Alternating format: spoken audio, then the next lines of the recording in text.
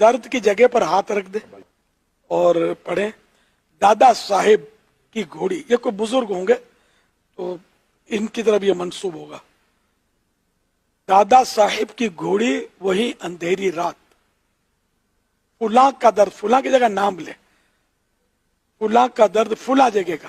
مثلا زید کا درد سر کا جائے، سر پہ آپ دم کرنا چاہتے ہیں تو یوں کہیں دادا صاحب کی گھوڑی وہی اندھیری رات، زید کا درد سر کا جائے، یہی لگی میری آس.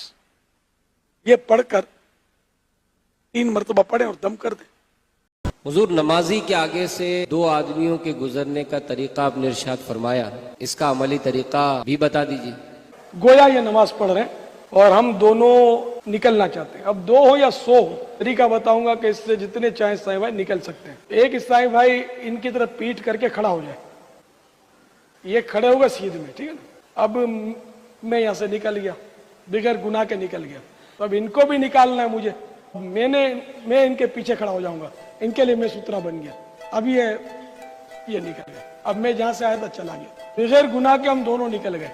کچھ بھی کون ہیں یہ لوگ، کہاں سے آتے ہیں؟ اس مجمع کے پاس تشریف لے گئے. فرمایا کیا ہوا ہے؟ لوگوں نے عرض کی ہاتھی مر گیا ہے. کیا مر گیا؟ ہاتھی مر گیا ہے. آپ رحمت اللہ تعالی علیہ نے ارشاد فرمایا اس کی سونگ تو ویسی ہی ہے، آنکھیں بھی ویسی ہی ہیں، ہاتھ بھی ویسے ہی ہیں، پاؤں بھی ایسے ہی ہیں. غرض سب چیزوں کو فرمایا کہ یہ سب ویسے ہی ہیں، پھر کیسے مر گیا؟ آپ رحمت اللہ تعالی علیہ کی زبان کی تاثیر دیکھیں. ابھی ہم نے سنا نا اللہ والوں کی زبان کی تاثیر ہی الگ ہوتی ہے.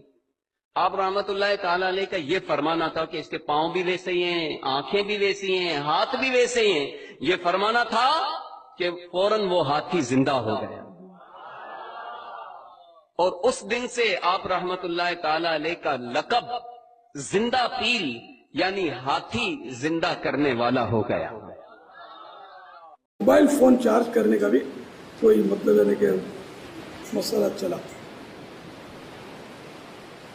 تو اس میں وہ چارجنگ کے تعلق سے میں نے عرض کیا کہ چارج جب کریں موبائل تو اس وقت پہلے سے آپ کو معلوم ہو کہ کتنا باقی ہے. سپوز مثلا اس میں 40 تک ہے تو 100 اس کی اینڈ 100 ہے، تو 100 تک یہ ہو جائے، آپ کو اندازہ ہو آدھ گھنٹہ، پون گھنٹہ، سوا گھنٹہ، 1.5 گھنٹہ، جیسا موبائل ہو، جیسا تار، جیسا ایڈیپٹر، یہ آپ کو پتا ہو. اور اس کے مطابق یہ کہ آپ کی چارجنگ جب ہو جائے تو آپ اس کو نکال دیں. اس میں 2 فائدے ہوں گے آپ کو. ایک تو بجلی کی بچت ہوگی، ورنہ بجلی یہ چلتی رہے گی، آپ نے رکھ کے بھول گئے.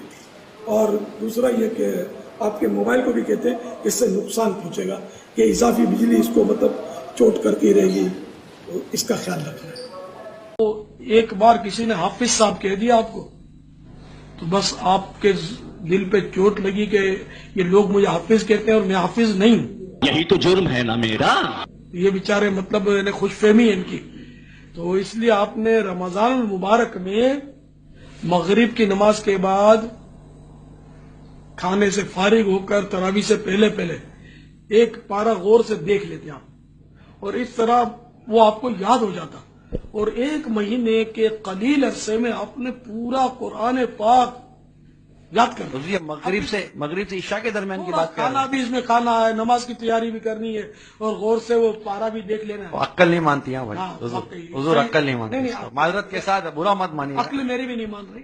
یہ سب کیا دیکھنا پڑ رہا ہے؟ اچھا ہے میں اندھا ہوں. کچھ لوگوں کو یہ وسوسہ آتا ہے کہ مردے زندہ کرنا تو اللہ کے دستے قدرت میں ہے، کوئی انسان کیسے مردے زندہ کر سکتا ہے؟ حضرت عیسیٰ علیہ السلام کے تو معجزات قرآن میں لکھے ہیں. کیا کہو گے؟ عیسیٰ علیہ السلام تو انسان ہے نا. اگر غوث پاک کی بات سمجھ میں نہیں آتی تو عیسیٰ علیہ السلام کے بارے میں کیا خیال ہے آپ کا؟